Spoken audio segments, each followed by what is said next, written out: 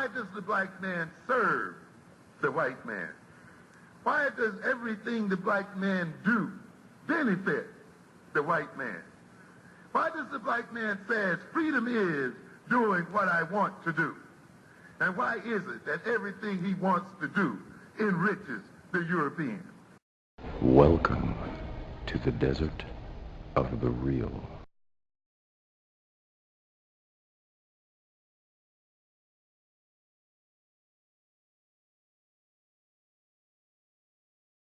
Well, Holip, did you get to hear some of the dialogue before you came on? No, I just called in. Okay. Well, we were just talking about the Colin Kaepernick situation a little bit, and about how how we need to stand strong with the brother, and just in general. I had mentioned about the BAIO. You know what I'm saying? As far as we need to stop being so distracted and get ourselves together. Because we got so many levels of distraction which take us, we get unfocused on what we should be laser focused on. You understand? It should be just one thing, and we fail at that time and time and time again. It's just annoying and it's sickening. Yeah, I think the main reason or the main problem that I feel is that we have people who have the least amount of knowledge doing the most talking in the biggest microphone. Right. That's what the problem is. It's you have, I said it before, you got people who call themselves truth tellers without the truth. Right. Right. You got the Stephen A. Smiths, the Charles Barkley that everybody thinks is keeping it real, and they don't have a fucking clue what the hell they talking about. Exactly. People shouldn't even be listening to them. Right. Like this morning, Holip, unfortunately at work, Steve Harvey is on in the office. Sometimes I'm walking around, so I don't get to hear his BS. I happen to be eating my breakfast before work, and he was on with another brother. I forget who it was, but he was talking about he didn't know what to say to Donald Trump when he was called. I'm like, bro, what you mean you don't know what to say to him as a black man? I mean, but is it really that surprising? No, it's not. But still, you said that on the air. You sound even worse, and you mad because people called you a coon? You remember, Mac, when we used to go to these lectures back in the day, and there was this one question that we used to ask, and it was a really good question because it helped expose people who were just BSing. And the question is this. Everybody keeps talking about we got to do this and we got to do that. Every person, when you go to an election, you speaking to a so-called black representative or a black leader or whatever, ask this question. What is the black agenda? Right. He didn't have one this morning. Everybody keeps talking about it. Oh, we got to do this. What is it? I want a clear explanation of what the black agenda is. And watch what's going to happen. You're going to get blank stares. I'm gonna some old Ralph Cramden shit. A lot of head turning. What they call it? Rubbernecking. Because nobody knows. Right. Or even a better question, we've updated it since the BAIO has come into existence. What is the end game for black people here in America? Yep. What's the end game? And none of these clowns will give you an answer to that question because they don't know. They have no end game. Their game is to keep playing you. I'll keep playing racial identity politics and milking you for all the money that they can get out of you. Right. They don't have any goals. They don't have no agenda. And I'm going to tell you, I've been tearing up, like Brother Nas can tell you. You put a bootlicking nigga on the phone with me talking about he's against Africa. I'm going to tear and light his ass up. There you go. Because those are the ones who seem to be having the biggest problem.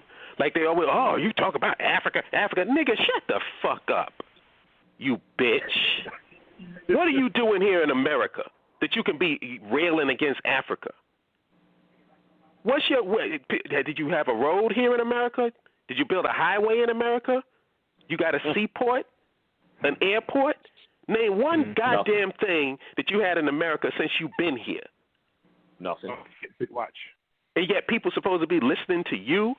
Like, who gives a fuck what you... I'm tired of you nationalists. Fuck what you tired of, nigga. What have you done? Yep. Since you want to keep our people tied to this place where they treated perpetually as second and third class citizens, what are you doing here in America for them? No, what it is that you a bitch. You scared. You don't want power, and you want to sit here and leave power in the hands of your enemy because you too scared to take it on your own.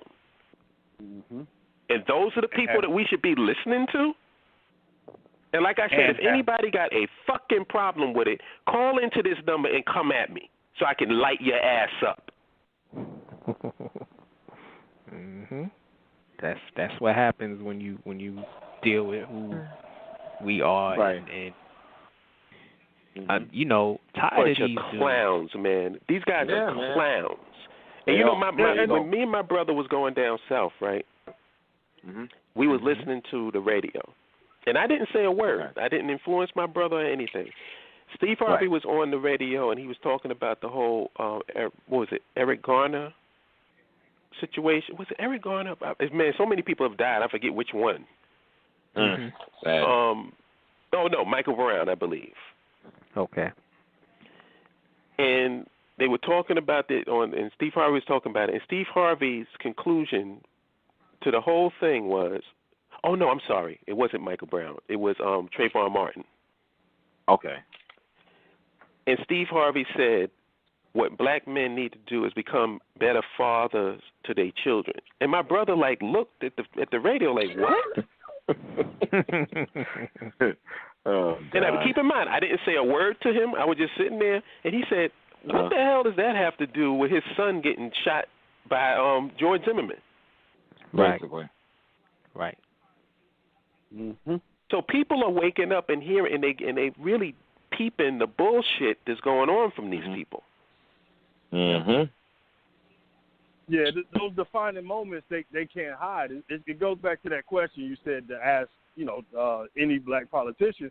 What you'll find is they'll skate the question and say, well, we're not about one race, we're about everybody. They'll figure out a way to politic their way out of that and not address it. And then, like you said, then everything will be about racial politics, but the racial politics will always be what has been done to us, but there's nothing on the form of what we should push for, what should be expected, and what we should have, because that causes confrontation, that causes you not to get funding, and you see how that goes real quick when they start to back down, on the big stage. So yeah, that's a real important element.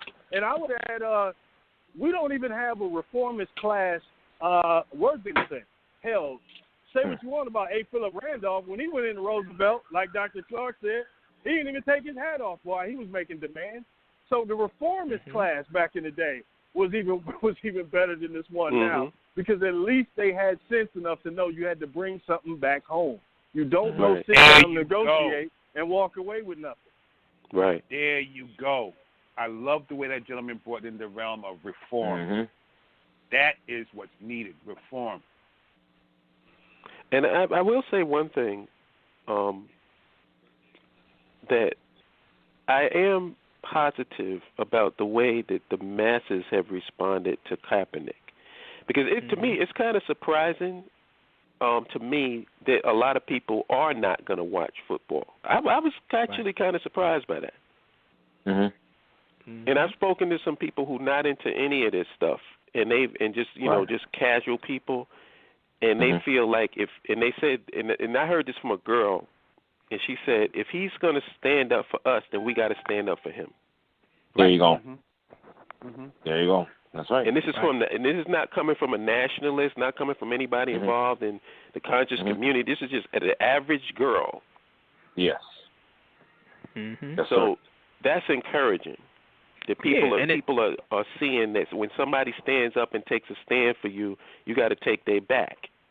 Right, and it's power in that action. For over 1,000 people to show up at the NFL offices, I know the NFL is sitting there and go, oh shit.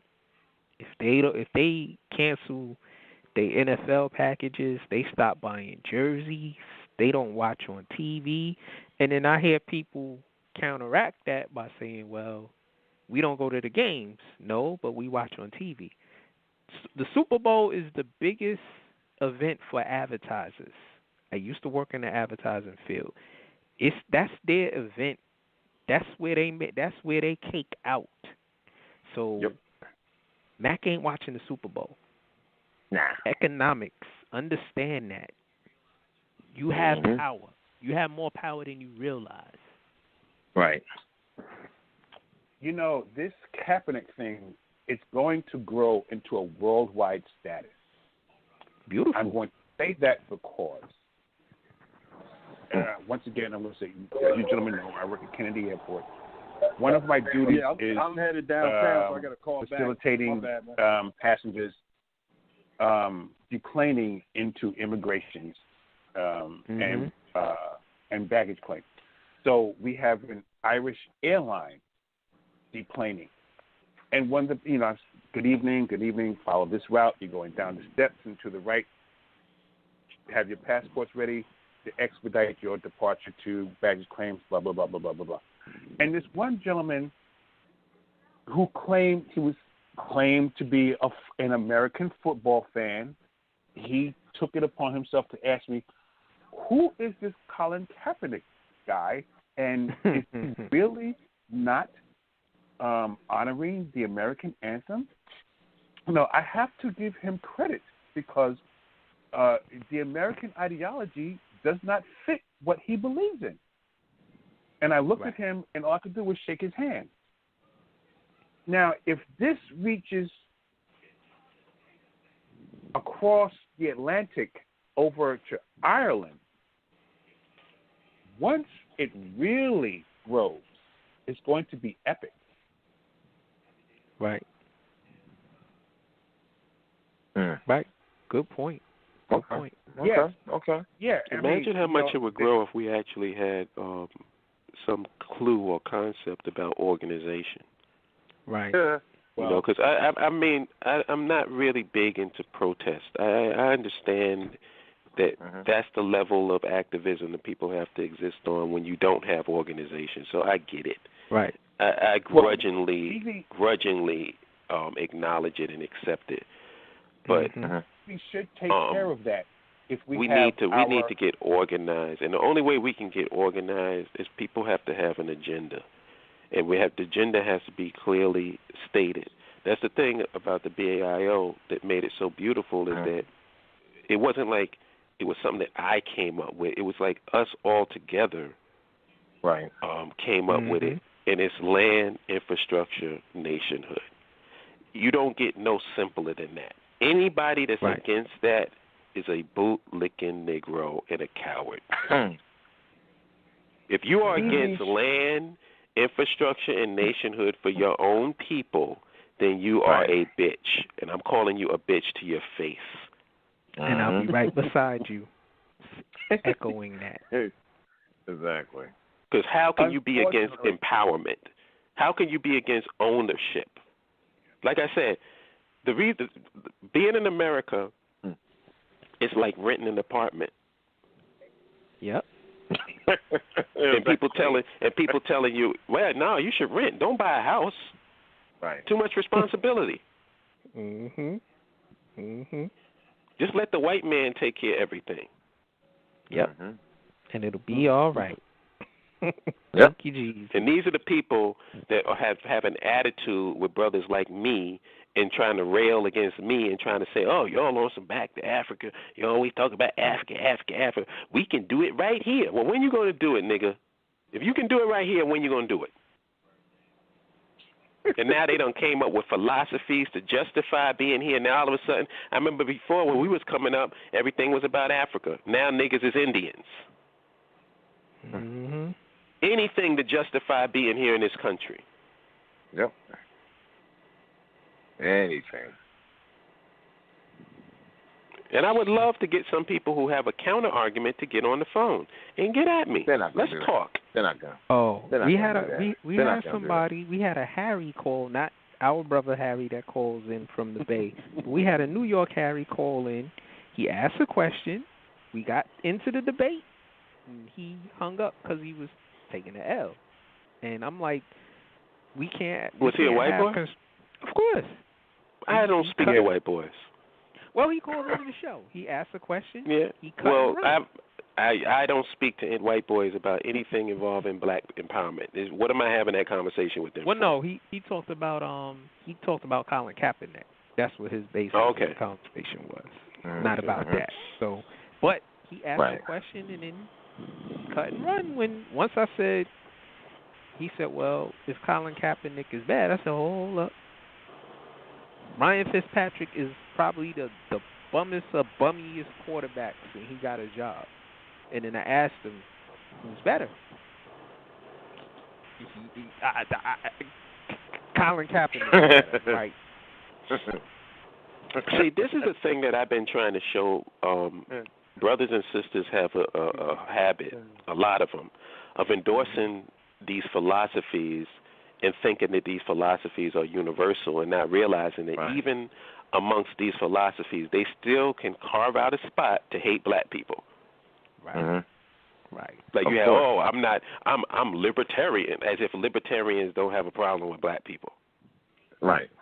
Like Alex Jones is the perfect example. Alex Jones' whole show is dedicated to government corruption, the state, how evil the state is, and how you can't trust the government, can't trust the state. Until the state kills a black man, then the state is okay. Right. You see that? Yep. They'll go against their own philosophy to justify our deaths. I'm for the open market.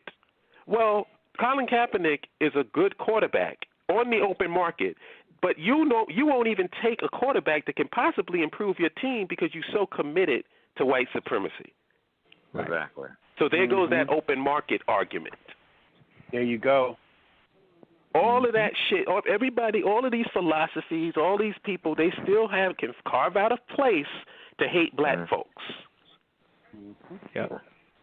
So, get your mind right, man. Stop following everybody all over the place and start realizing that nobody likes us. All we got is each other. And until we realize that and start working together and stop giving a shit about what people fucking care about us, right, then we're going to continue to catch hell. Yep, I said that earlier. Said similar words earlier before you called in. Yeah, it's getting obvious, man. It's getting obvious. And people aren't listening to you bootlicking niggas no more. Nope. They're not listening to you. Yeah, they're not listening to you because they know you failed. You had the ball and you fumbled it. And the reason why we're in the situation we are in America right now is because of you. It's your fault. It ain't the fault of people who want power. Right. So take some goddamn responsibility for your failures. It was war they wanted and war they got, but they were the inner heat where my Uzi got hot when I